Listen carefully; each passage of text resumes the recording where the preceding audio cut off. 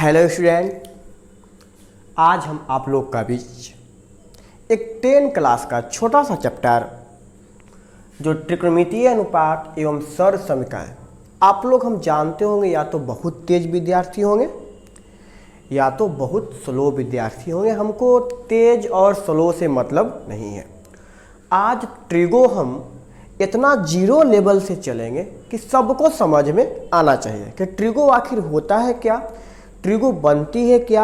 आप लोग को जो हम प्रॉमिस किए हैं क्या कि मैथ से आप नहीं डरिएगा, मैथ को आप डराइएगा। मैथ आपको नहीं पीटेगा लेकिन मैथ आप पीट दीजिएगा। मैथ से आप क्यों भागेगा? तुमसे मैथ भागेगा। आइए ट्रिगो देखते हैं। ट्रिगो से पहले हम जानते हैं इसका ई, आप लोग बचपन से ही पढ़ते आ रहे होंगे। इसको क्या बोलते हैं? इसको हम बोलते हैं राइट एंगल, नाम दे देते हैं। ई त्रिभुज है, समकोण त्रिभुज। क्या है? समकोण त्रिभुज। अगर इंग्लिश में बात करें RIGHT, राइट एंगल। ठीक है, इसको हम बोलते हैं राइट एंगल। और ट्रिगो में राइट एंगल से ही ट्रिगो का मैथ सॉल्व होता है। और ट्रिगो में राइट एंगल होना जरूरी है। यहां से पहला पॉइंट क्या निकलता है? जिस कोण की माप 90 डिग्री हो उसे समकोण त्रिभुज कहते हैं। ठीक है, अब ई कोण छोड़ा के जहां पे 90 डिग्री बनता है, जैसे यहां पे 90 बन रहा है ना, इसको छोड़ा के बाकी ई दोनों कोण 45 डिग्री के होंगे। जहां पे 90 बन रहा है इसको छोड़ाकर बाकी ई दोनों कोण जो होंगे ना 45 डिग्री के होंगे। तो हमको उससे मतलब क्या है कि 45, हम लोग तो ज्योमेट्री नहीं पढ़ रहे हैं, तो ज्योमेट्री पढ़ेंगे तब ज्योमेट्री में हम लोग पर्सनली उसमें बात किया जाएगा। अभी तो हम लोग ट्रिगो पे बात करते हैं ना। आइए देखिए, आप लोग बचपन से पढ़ रहे होंगे कि इसको हम लोग लंब बोलते हैं, लंब। अब इसको हम P से सूचित करते हैं। लंब का हिंदी होता है, इंग्लिश होता है प्रेपेंडिकुलर। लंब का इंग्लिश होता है प्रेपेंडिकुलर, तभी इसे हम P से सूचित करते हैं। देखिए, इसको हम बोलते हैं आधार, इसको हम बोलते हैं आधार, इसको सूचित करते हैं B से। इसका इंग्लिश होता है बेस। ठीक है, इसका इंग्लिश क्या होता है? बेस। अब इसको हम लोग बोलते हैं कर्ण, इसको बोलते हैं हम कर्ण, इसको बोलते हैं इंग्लिश में हाइपोटेनस। इसको हम H से सूचित करते हैं, इसको हम H से सूचित करते हैं। सबसे पहले हमको ये सीखना होगा क्या कि लंब, आधार और कर्ण का इसमें बहुत बड़ा यूज है। इतना बड़ा यूज है ना कि हम कह भी नहीं सकते हैं। और जब तक अगर मान लीजिए कोई पेड़ का नीचे मट्टी नहीं रहेगा, वो पेड़ कितना भी लंबा रहेगा तो पेड़ गिरेगा कि नहीं गिरेगा? एकदम गिरेगा।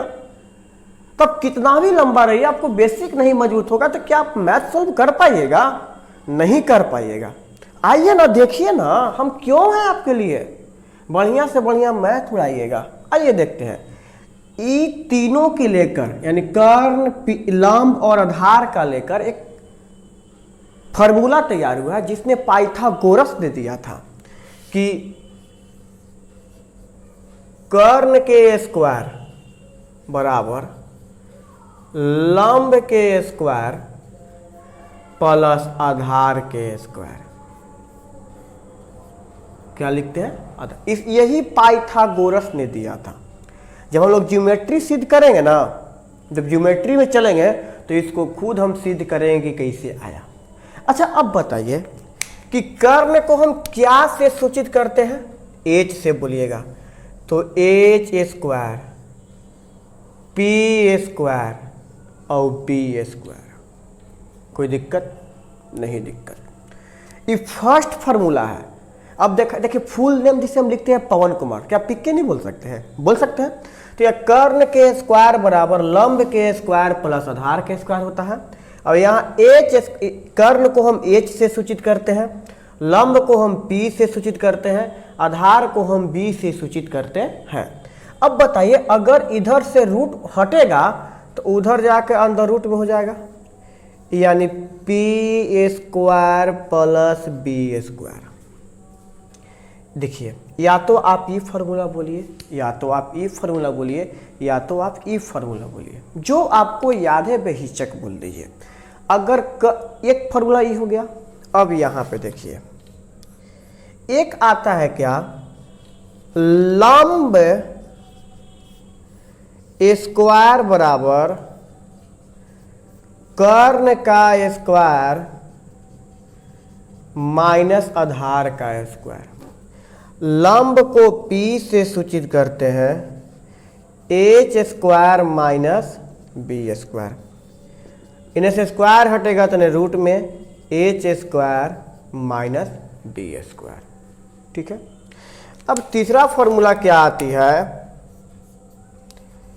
आधार स्क्वायर बराबर कर्ण का स्क्वायर माइनस लंब का स्क्वायर। इसको हम बी से सूचित करते हैं, इसको हम एच से सूचित करते हैं, इसको हम पी से सूचित करते हैं। तो b बराबर under root H square minus B square. b बराबर under root H square minus P square होता है। देखिए हम लोग को ये तीन फार्मूला, ये तीनों स्टार कंठस्थ होना चाहिए। अगर कर्ण पूछेगा यानी एच पूछेगा, देखिए ट्रिक, अगर एच पूछेगा तो दोनों के स्क्वायर करके जोड़ दो। ठीक है, पी और बी दोनों के स्क्वायर करके क्या कर देना, जोड़ देना है। अगर एच पूछेगा तो ये दोनों के स्क्वायर करके आपस में क्या कर देना है, जोड़ देना है। अगर पी पूछेगा तो कर्ण के स्क्वायर करके और आधार के स्क्वायर करके घटा देना है, समझे। और बी पूछेगा तो कर्ण के स्क्वायर करके पी में से घटा देना है। एक ट्रिक देख लीजिए, ये जो एच है पी प्लस बी, और ये पी है जो एच माइनस बी, और ये बी है जो एच माइनस बी। इसका मतलब क्या है ना कि अगर एच पूछेगा इस सबका स्क्वायर होगा, जिसका पूछेगा सबका स्क्वायर होगा। एच पूछेगा तो दोनों के स्क्वायर करके जोड़ दीजिए, और पी पूछेगा तो दोनों के तो स्क्वायर होवे करेगा, फिर घटा दीजिए। अब बी पूछेगा तो दोनों के स्क्वायर करके क्या कर दीजिए, घटा दीजिए। यानी एच का नियम क्या था कि एच जब पूछेगा तो दोनों के स्क्वायर करके क्या कर देंगे, जोड़ देंगे। पी पूछेगा रहेगा तो दोनों के स्क्वायर करके क्या कर देंगे, घटा देंगे। और बी पूछेगा तो दोनों के स्क्वायर करके क्या कर देंगे, घटा देंगे। यहां तक तो हम लोग समझ गए। अब आइए देखते हैं कि इसमें मैथ की चर्चा आखिर होता है कैसे, आखिर ट्रिगो में आया क्यों। अभी हम ट्रिगो पे आए नहीं है, ट्रिगो का जो बेसिक है उसको हम चर्चा कर रहे हैं। जो ट्रिगो का बेसिक है उस पर हम अभी चर्चा कर रहे हैं, ट्रिगो पे थोड़ी आए हैं। ट्रिगो का जो बेसिक है इस पे हम अभी चर्चा कर रहे हैं। आइए देखिए पहला सवाल हम उठाते हैं। क्या दे दिया, P बराबर 3 और B बराबर 4 और H बराबर पूछ देगा। ठीक है, यानी लंब बराबर 3 दिया है, P बराबर 3, B बराबर 4 और H बराबर वाट, H का मान क्या होगा। तो H को हम, H किसका संकेत है, तो बोलेगा कि H एक कर्ण का संकेत है। किसका संकेत है, कर्ण का संकेत है। तो H हमको निकालना है, अरे H निकालना है ना, या तो आप ई फॉर्मूला लगा दीजिए या तो आप ई फॉर्मूला लगा दीजिए, तीनों तो एक ही है ना। तो यहां से जी H बराबर क्या होता है, under root P square plus B square. H बराबर होता है कि नहीं होता है। तो अब देखिए P3 के स्क्वायर प्लस 4 के स्क्वायर 9 प्लस 16 यानी रूट 25 यानी 5, यानी H बराबर कितना आ जाएगा, 5। बात समझ में आई? h बराबर कितना आ जाएगा? 5। बात समझ में आई? अरे बोलो, आई ना? h बराबर कितना हो जाएगा? 5। अब देखिए इसको घुमा, अगर h बराबर दे दिया 5 और b बराबर दे दिया 3, क्या h बराबर दे दिया 5 और b बराबर दे दिया 3, तो अब पूछेगा कि p बराबर क्या होगा? p, तो अब देखिए p का तो फॉर्मूला यहां है, अब स्क्वायर होके दोनों घटता है ना। तो देखिए अगर p बराबर फॉर्मूला लगा देते हैं तो h के स्क्वायर माइनस b के स्क्वायर, h 5 स्क्वायर 3 स्क्वायर, ये 25 और माइनस 9, तो ये कितना बचेगा? 16। तो 16 के कर वर्गमूल है 4, तो p बराबर कितना हो जाएगा? 4। p बराबर कितना हो जाएगा? 4। हम लोग h भी निकालना सीख गए, p भी निकालना सीख गए। यही सवाल को पलट दो भाई। तीसरा अगर ले लेते हैं, h बराबर 5 और p बराबर 4, b बराबर 8। आप बोलिएगा कि भैया आप एक ही टर्म ले रहे हैं, आप कुछ भी रख के निकाल सकते हैं, लेकिन ये जो h है ना, ये दोनों से बड़ा होना चाहिए। देखिए हमेशा h हम बड़ा लिए होंगे, h भी बड़ा है, h बड़ा है, ये दोनों से h बड़ा होगा, h कभी छोटा नहीं होता है, और h छोटा होगा तो उसका निकल भी नहीं करेगा। समझ में आ रहा है? देखिए b बराबर हो जाएगा अंडर रूट h स्क्वायर माइनस p स्क्वायर, तो 5 का स्क्वायर 4 का स्क्वायर, 5 का स्क्वायर 25 और 4 का स्क्वायर 16, बचेगा कितना? 9। कितना आ जाएगा? 3। समझ में आ गया? हम इसको अपने मन से नहीं ला रहे, आपको दिखाएं कि देखिए यहाँ पे आपका फॉर्मूला है, इधर आपका हम क्या कर दिए? मैथ तैयार कर दिए। इधर आपका क्या कर दिए? हम मैथ तैयार कर दिए हैं। अभी आप कहिएगा कि भैया देखिए अगर h हम ले लेते हैं 3 और b ले लेते हैं 4 और p, तो इसका p का मान निकलबे नहीं करेगा, क्योंकि यहाँ पे h छोटा है और रूट में निगेटिव कभी नहीं आता है, वो हो जाएगा इमेजिनरी नंबर। अगर रूट में कैसी आया निगेटिव, ये हो जाएगा इमेजिनरी नंबर, और इमेजिनरी नंबर का मतलब आप समझ ही रहे हैं क्या होता है? काल्पनिक संख्या। तो काल्पनिक संख्या का तुमको मतलब नहीं है, तो यहां तक तो आप लोग का क्लियर होगा। अब यहां से हल्का सा आगे बढ़ते कहां? ट्रिगो को पास। ट्रिगो बुला रहा है, जबरदस्ती बुला रहा है, तुम क्या करें? कुछ नहीं कर सकते हैं। देखिए ट्रिगो हमको जबरदस्ती बुलाता है बाबू, हम कुछ नहीं कर सकते हैं। देखिए इसका देखिए 6 फार्मूला होता है, इस फार्मूला याद होना चाहिए। साइन थीटा बराबर p by H, cos theta बराबर b by H, tan theta बराबर p बाई बी। इसका जस्ट अपोजिट होता है कॉसेक थीटा बराबर h by P, sec theta बराबर h by B, cot theta बराबर b बाई पी। ठीक है, त्रिकोणमितीय अनुपात 6 होते हैं। पहला ऑब्जेक्टिव क्या होगा पूछेगा, त्रिकोणमितीय अनुपात कितने होते हैं? न्यून कोण में त्रिकोणमितीय अनुपात कितने होते हैं? तो 6 होते हैं। पहला है साइन थीटा, दूसरा है कॉस थीटा, तीसरा है टैन थीटा, चौथा है कॉसेक थीटा, पांचवा है सेक थीटा और छठा है कॉट थीटा। अब जानबे करते हो कि पी मतलब लंब होता है, एच मतलब कर्ण होता है, बी के मतलब आधार होता है। आप जानते हैं ना कि नहीं जानते? होता है कि नहीं होता है? बस। तो अब देखिए साइन थीटा बराबर पी बाई एच होता है, कॉस थीटा बराबर बी बाई एच होता है, टैन थीटा बराबर पी बाई बी होता है। अब एक तर जस्ट ये 3 को अपोजिट होता है। जब साइन थीटा बराबर हुआ पी बाई बी, तो कॉसेक थीटा बराबर उलट दीजिए, एच बाई पी हो जाएगा। ठीक है, यहाँ पे देखिए किस टाइप का सवाल पूछेगा, बोल देगा कि साइन थीटा बराबर 3/4 है तो कॉस थीटा का मान ज्ञात करें। हम आपको कोई बुक से नहीं पढ़ाएंगे, आप सोचिएगा कि हम भारतीय भवन ऐसे हम कोई बुक नहीं छुएंगे बस। हाँ, उस टाइप बाय टाइप आपको हम सवाल बता देंगे जो आपका बुक से बन जाएगा।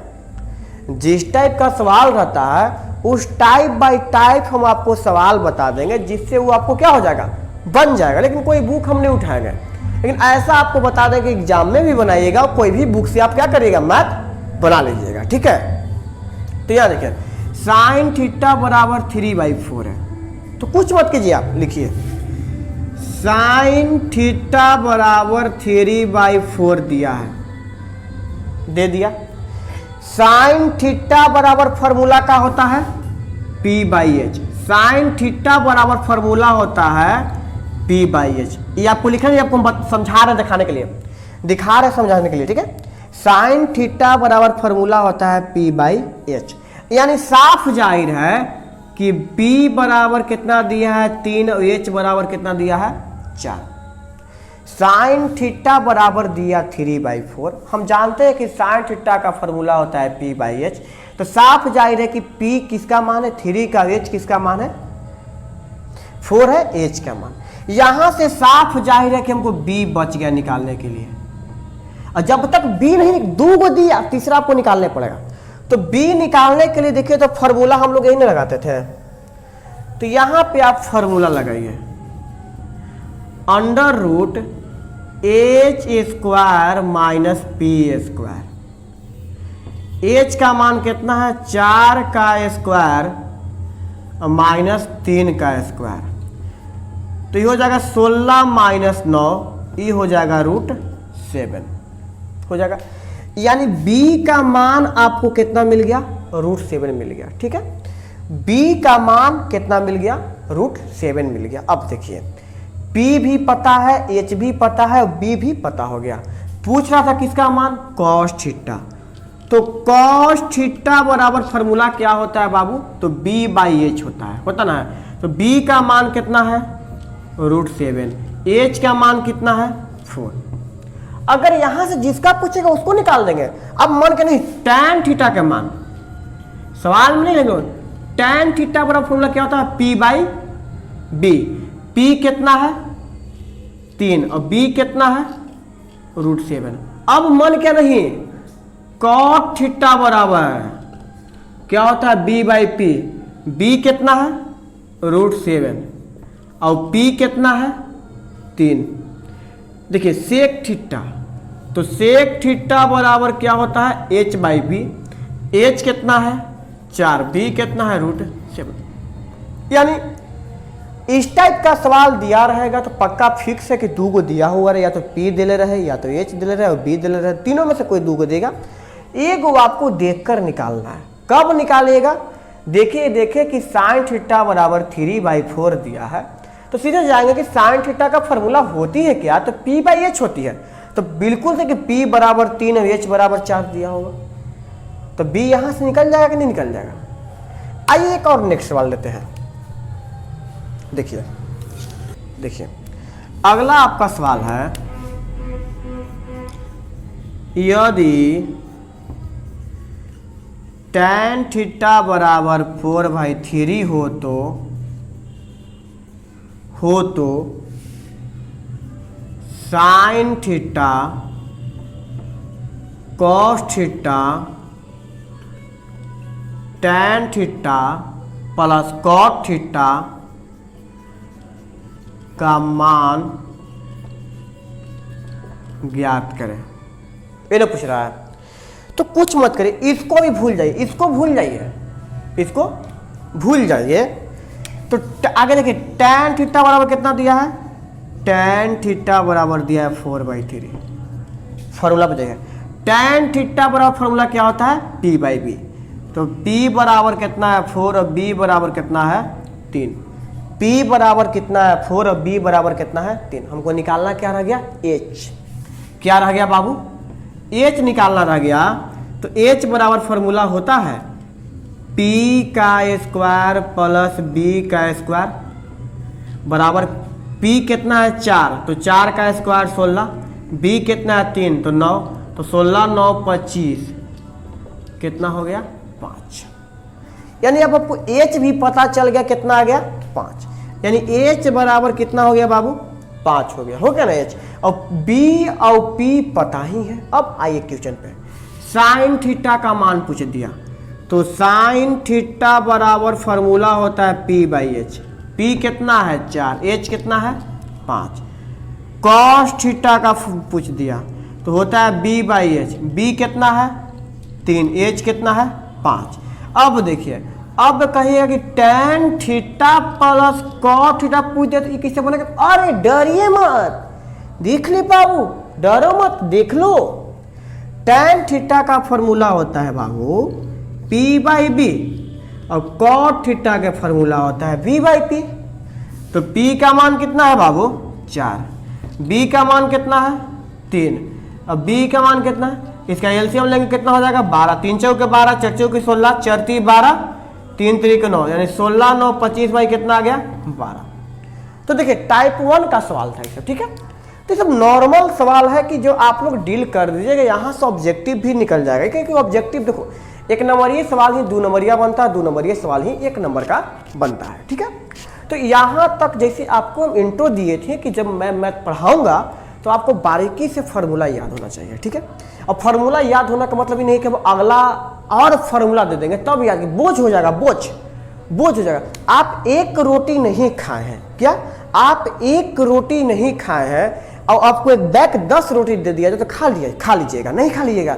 एक रोटी खाइए, फिर मांगते मांगते खाइएगा तो पता नहीं चलेगा। तो बस 3 फार्मूला यहाँ है और 6 फार्मूला यहाँ है, 9 फार्मूला आप याद कीजिए ना। देखते हैं कि कौन माइकल लाल है कि जो मैथ बनाने से आपको रोकेगा, कोई नहीं रोक सकता है। बस 9 फार्मूला याद कीजिए।